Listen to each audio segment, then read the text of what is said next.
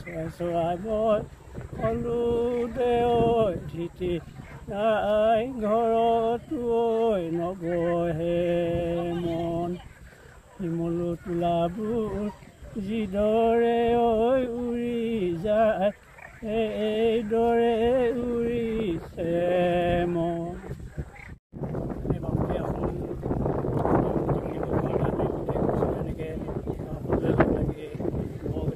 গা ধুৱাওঁ নতুন বছৰ আয়োগ দীৰ্ঘ স্থাপনা কৰি সকলোৱে মিলি জুলি এনেকৈ আমি আগৰ পৰা দেখুৱাই অহা এইটোতো এনেকৈয়ে পালন কৰা হয়।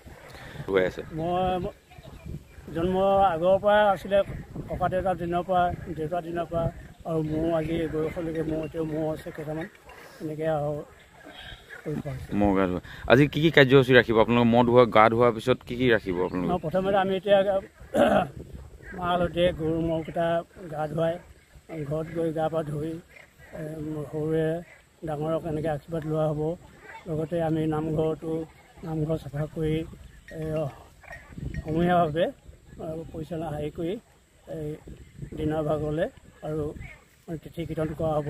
মানে গৰু বিহু বুলি গায়নে বায়নে নামঘৰত সমূহে লগ লাগি সকলোৱে এনেকৈ যোৱা হৰিনাম কীৰ্তন কৰা হ'ব আৰু গধূলিলৈ গৰুক পিঠা পনা দি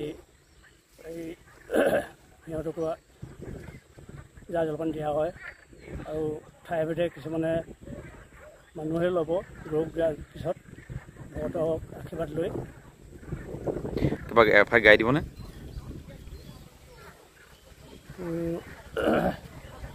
হৈছোৱে নহয় এতিয়া আমিনো এনেকৈ কি বুলি ক'ম ৰাতিপুৱা শুই উঠি মাহ হালধিৰে গৰু গা ধুৱাই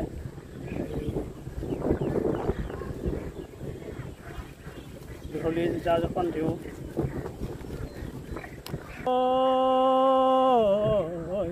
চৰাই চৰাই মই কলো দে ঐ ধিতি নাই ঘৰত ঐ নবহে মন শিমলু তোলাবোৰ যিদৰে ঐ উৰি যায় এইদৰে উৰিছে মন।